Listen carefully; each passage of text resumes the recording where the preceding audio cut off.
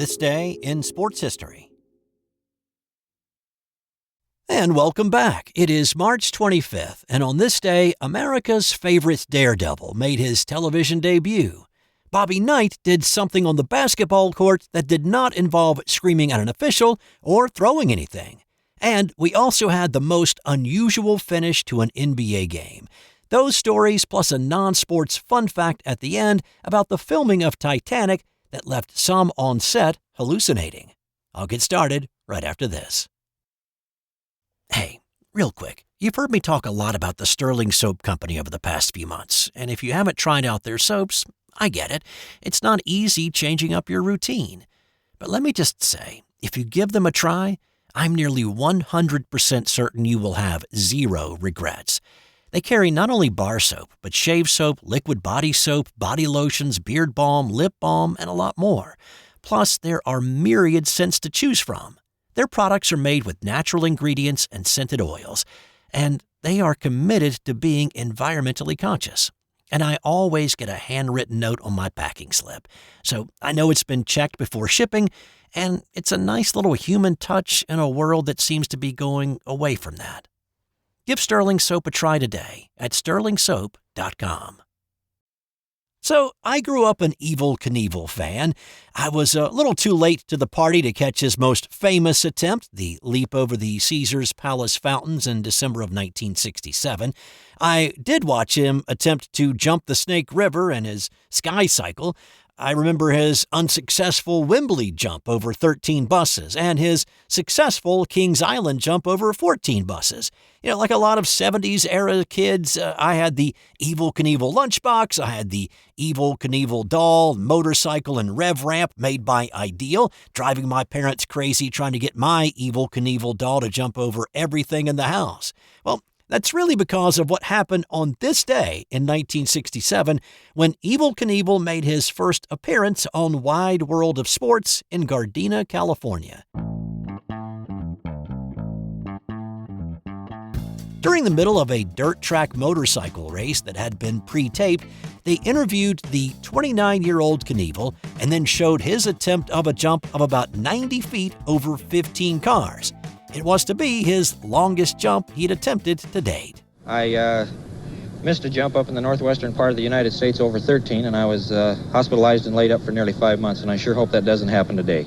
Riding a Triumph motorcycle, Knievel first rode up the ramp to check it out before making his attempt.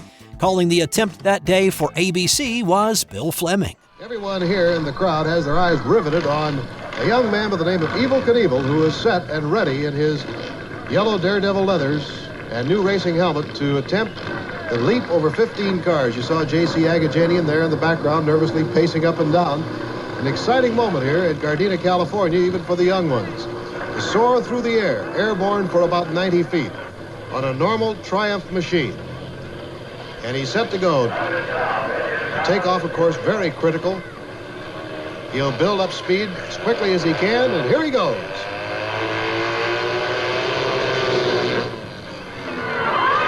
It.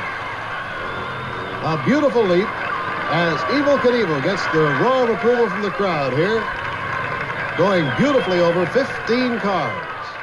Knievel made it look easy, which may be why he attempted the same jump 4 months later in Graham, Washington. Only in that attempt, he hit the final car and he crashed, suffering a concussion. He actually tried it again at the same venue and crashed again, snapping his wrist, severely injuring his right knee, and breaking 2 ribs. Wide World of Sports would capture his most famous attempt and resulting crash when he attempted to launch himself over the Caesars Palace fountains on New Year's Eve later that year in 1967. To basketball now, and on this day in 1961, there were a couple of memorable overtime games. Let's talk about the one that had a little more riding on it. A couple of Ohio teams met in Missouri to decide the national championship on this day in '61. This one featured the defending champ Ohio State Buckeyes and the Cincinnati Bearcats. The Buckeyes were the number 1 team in the country with a perfect 27-0 record coming into this one, and it featured 4 future NBA players, including John Havlicek and Jerry Lucas, along with a guy who would become better known for coaching in the next several decades, Bobby Knight.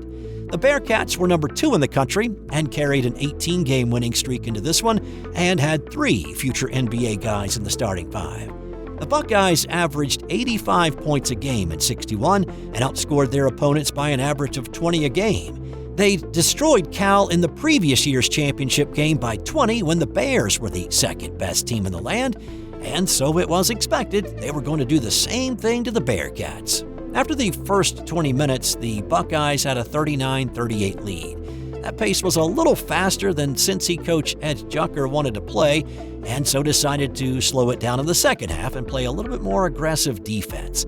They didn't go full-on stall ball, but they did take a lot of air out of it, and it worked. They held the Buckeyes to just 22 points in the second half.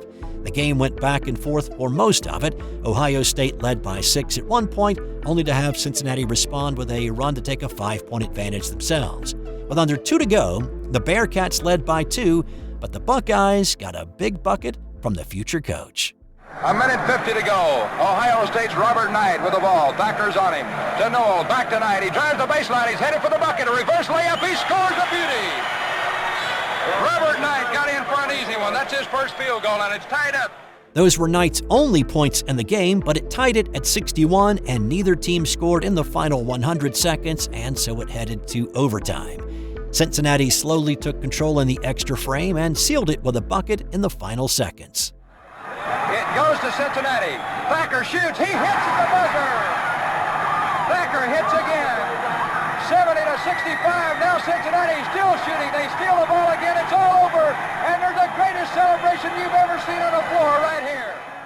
It was Cincinnati's first national title in their first appearance. Bob Wisenhan led the way for the Bearcats with 17 points. Jerry Lucas scored 27 points in the losing effort, and he was named the tournament's most outstanding player. There were a lot of critics that thought Cincinnati's title was fluky, so they came back in 62 and won it all over again. So the game before this one was the old third-place game, and it was a wild one as St. Joe's beat Utah 127-120 in quadruple overtime. It's tied for the longest tournament game in NCAA history, and there has not been one that's lasted 4 OTs since. Utah's Bill McGill scored 34 and pulled down 14 rebounds. McGill was the first black player to ever play at Utah. St. Joe's was led by Jack Egan's 42 points and 16 boards. The third-place game was played until 1981. But here is the thing. St. Joe's win in this game was vacated because of the 1961 points-shaving scandal. Now, I've talked about the 1951 scandal that swept up CCNY and other schools in the New York area, but this scandal dwarfed that one. In the 61 scandal, 476 players were implicated in fixing 43 games between 1957 and 61. 3 of those players played at St. Joe's. Egan, the man who scored 42 in the win, Frank Mashevsky, and Vincent Kempton. Those 3 took a total of $2,750 to shave points in several games that year and were expelled from St. Joe's a month later. Well, on this day in 1979, it was the most unusual ending to an NBA basketball game. A game in which several players officially played for both teams. Now, to understand what happened on this day, I've got to take you back a few months prior to November 8, 1978. Just a few weeks into the NBA season, the Philadelphia 76ers were hosting the New Jersey Nets. The Sixers had a pretty stout lineup with Dr. J, Bobby Jones, Mo Cheeks, Henry Bibby, Darryl Dawkins. The Nets had Bernard King. The King was only in his second year at this point, but he was already drawing nightly double teams and still managing to score more than 20 a game. In the third quarter, King drove to the basket, and as he went up for a shot, there was contact. King was called for a charge, a call that he, let's just say, vehemently disputed. It didn't take long for King to get a technical foul in addition to his personal foul. The problem for King, though, he already had a technical from earlier in the game, so at this point, he's ejected from the ballgame.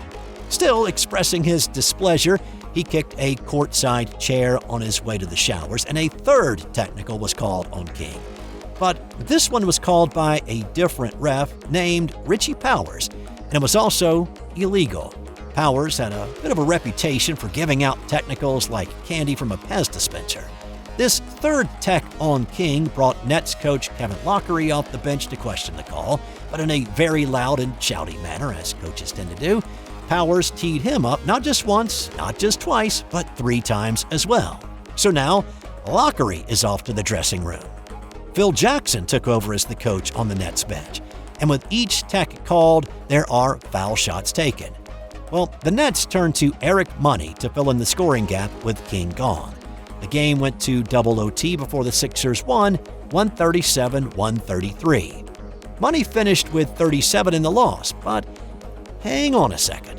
The Nets protested to the league office, saying the excessive technical fouls called by Powers were outside the rules of the game, gave an unfair advantage to the Sixers, and they demanded a replay of the game. NBA Commissioner Larry O'Brien agreed. First, he suspended Powers for 5 games for failure to comply with league procedure. Second, they had to find a date for a replay of the final 17 minutes and 50 seconds, and since the Nets were playing again at Philadelphia on March 25th, that date was selected. But a lot can happen in 4 months. On February 7th, the Sixers and Nets made a trade with each other. The 76ers sent Ralph Simpson and Harvey Catchings to New Jersey, and in return got Eric Money and Al Skinner. Simpson, Catchings, and of course Money had all played in the game back in November, and now, when the teams got together for the replay on this day in '79, they were on the opposite bench. The league issued a ruling that the traded players could play in the game with their new teams.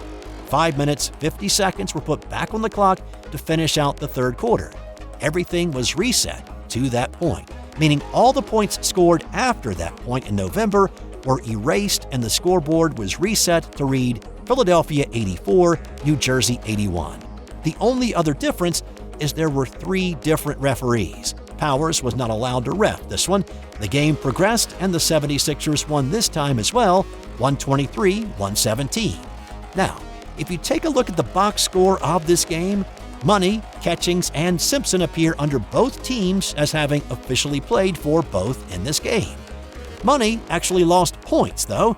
Instead of the 37 he scored in the original double OT game, he officially finished with 27. 23 scored for New Jersey, 4 scored for Philadelphia. He was the only one out of the traded players to score in the makeup portion, and so he went down in NBA history as the only player to play and score for both teams in the same game. After this one ended, the teams refreshed for the originally scheduled ball game for this date, a game the Sixers also won. Philly and New Jersey met later that year in the first round of the NBA playoffs, with the Sixers winning that series as well. And on this day in 1990, golfer Robert Gamez had one of the greatest holeouts in PGA Tour history. Playing the 18th on the final day at the Bay Hill Invitational, Gamez stood in the fairway 176 yards away from the pin. He needed a birdie to put a little pressure on Greg Norman, who was standing on the tee watching with a 1-shot lead. Gamez pulled a 7-iron out of his bag, and he dialed up a little magic. Needs a birdie right here. Probably puts more spin on the ball than almost anybody in the game. Come around, baby. He's yelling for it to come around. Oh, it's in! The ball took 2 bounces and then hopped right into the cup for an eagle 2. Norman came along a few minutes later but couldn't do any better than par, and Gamez won by a stroke with one of the most incredible finishes in tour history. And time now for today's That's Got Nothing to Do with Sports fun fact. During the filming of Titanic, someone laced a cast and crew meal with PCP. On this particular night, clam chowder was served, and unknown to anybody but the perpetrator, PCP was dropped in. 80 members of the cast and crew, including James Cameron and Bill Paxton, started hallucinating, and many had to go to the hospital. All eventually recovered, but the person who spiked the chowder was never discovered.